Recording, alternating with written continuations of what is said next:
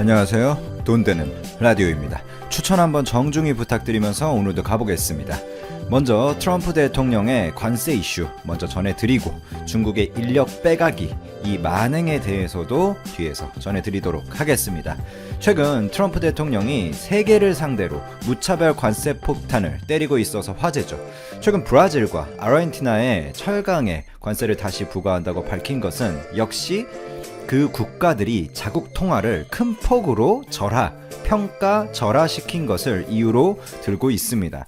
자기 나라 돈이 평가 절하되면 당연히 수출에 유리해지죠. 그 형평성을 맞추겠다라는 뜻으로 보시면 됩니다. 물론 이런 관세 부과 정책이 WTO의 규정과는 맞지 않지만 트럼프가 누구 눈치 보면서 관세 부과하는 사람은 아니잖아요. 원래 시작은 WTO의 규정을 어느 정도 준수를 했었어요. 처음에 국가 안보에 위협이 된다 미국에 그런 명분을 내세우면서 수입산 철강과 알루미늄에 25% 그리고 10%의 관세를 각각 부과했는데 이때 브라질과 아르헨티나는 명단에서 제외되어 있었거든요. EU나 한국이나와 같이.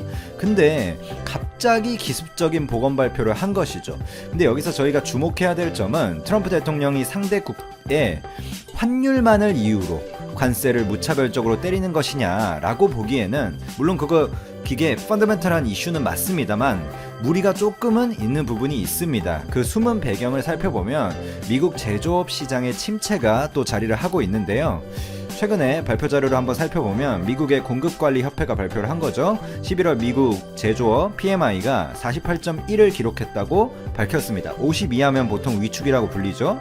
10월에 48.3 정도 기록했는데 그것보다 하락을 하면서 시장 예상치보다 훨씬 낮은 수치입니다. 이 전문가들의 의견을 살펴보면 미국 기업들의 신규 수주라든지 이런 것들이 지난달 부진한 추세를 보이면서 이게 원래 PMI 지수가 신규 수주나 생산량이나 그런 것들을 보고 산정되는 지수기 때문에 미국 제조업 경기가 4개월 정도 연속 위축 국면에 있다 이렇게 판단을 하고 있습니다.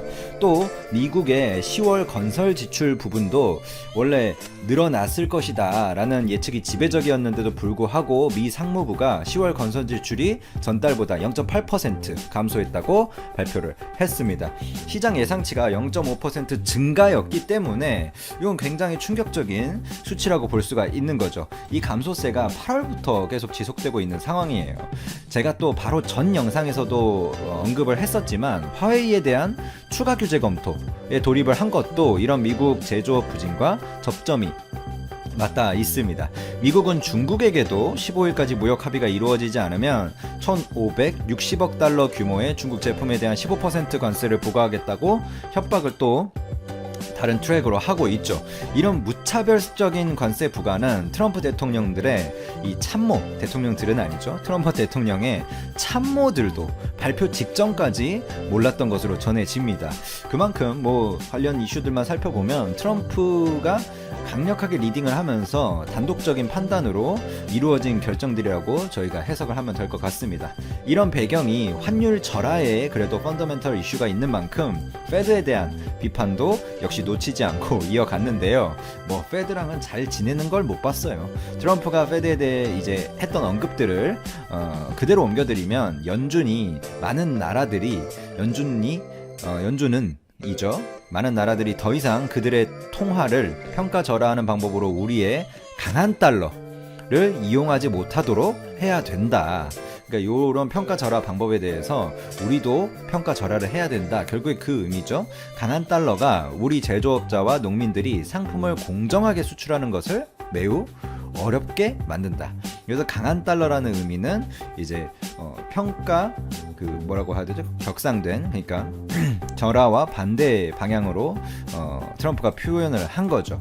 달러가 강하다 이런 의미로 표현을 한 게 아니라 달러의 가치가 높다 이런 의미로 표현을 한 거죠. 연준이 금리를 더 낮추고 즉 통화 완화 정책을 추진해라 이런 메시지를 던졌습니다. 물론 제가 미국의 경제가 당분간 단기적인 어려움에 처해 있다라고 언급을 했지만 그래도 역대 최고의 주가를 뚫었고 상승세를 계속해서 이뤄가는 와중에도 트럼프의 돈 풀기 이 사랑은 일관되는 것 같습니다. 역시 이는 대선을 의식한 조치다, 이렇게 보는 게 또 합리적일 것 같습니다.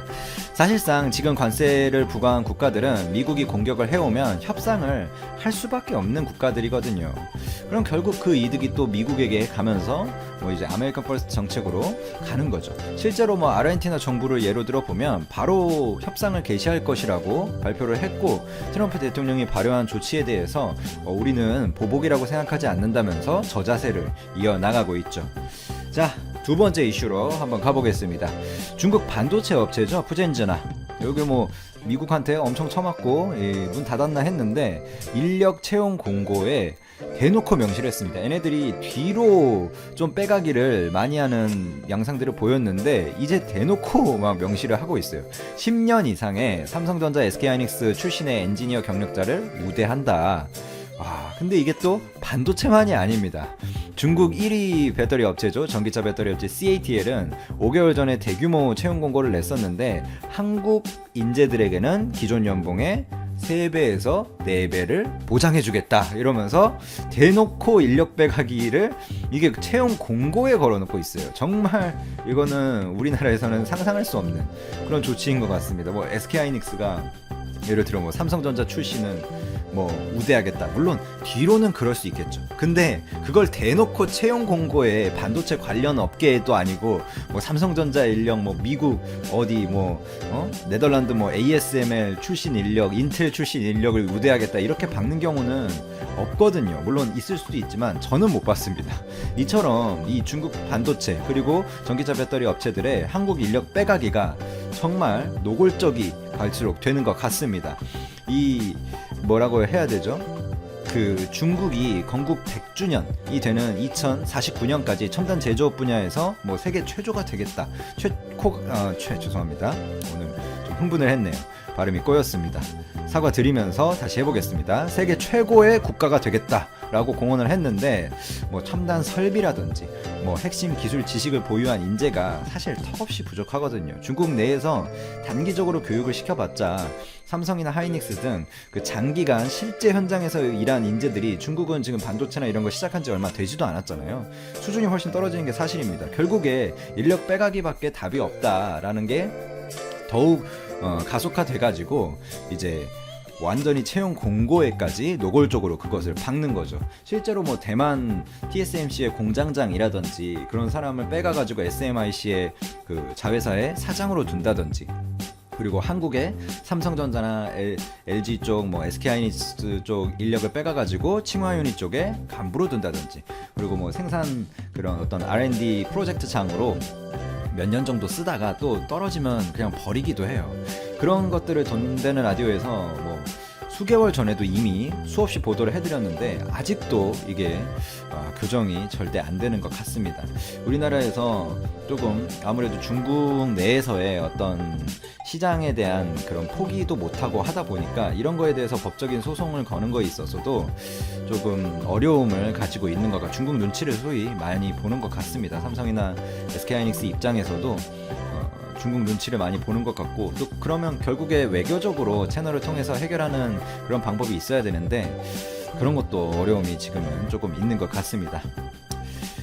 그리고 뭐 배터리 쪽에 그 이슈라고 보면 결국에 LG화학이랑 또 SK이노베이션이 요즘 서로 특허 전쟁이라든지 뭐 어디서 채용을 했는데 뭐 기술을 빼간 그 프린트를 엄청 해가지고 그 핵심 기술들을 다 프린팅 해가지고 상대 회사로 갔냐느니 막 이러면서 서로 지금 소송 전쟁을 하고 있잖아요. 그러면서 그 중간에서 나오는 인력들을 또 뭐라고 해야 되죠? 빼가려는, 그러니까 이런 소송전이 나온 배경이 결국에 기술 유출, 뭐 인재 유출 이런 것에서 소송전이 나왔기 때문에 국내 배터리 업계에서 이직 과정이 굉장히 까다로워졌거든요. 왜냐하면 이런 회사 간의 소송전까지 지금 돌입을 하니까.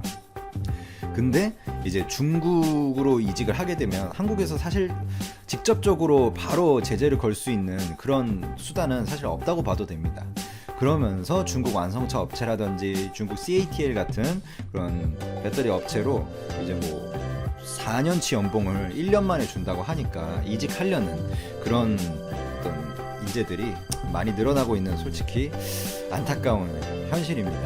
이게 참 뭐 안타까우면서도 뚜렷한 저도 해결책을 제가 라디오에서 제시할 수 있으면 좋은데 제가 좀 부족한 것 같습니다. 그리고 이런 저보다 훨씬 뛰어나신 높은 곳에 있는 분들이라든지 또 삼성이나 하이닉스나 아니면 정부에 계신 분들이 현명한 어떤 판단을 내려가지고 외교적 채널이라든지 기업 간의 어떤 해결책이라든지 그런 걸 통해서 이런 일들이 좀 줄어들었으면 좋겠어요. 이게 물론 그렇다고 해서 중국으로 기술을 빼서 가는 분들이 당연히 좋은 분들 아니고 그분들에 대해서 욕을 해야겠지만 구조적인 문제도 분명히 있는 것 같습니다.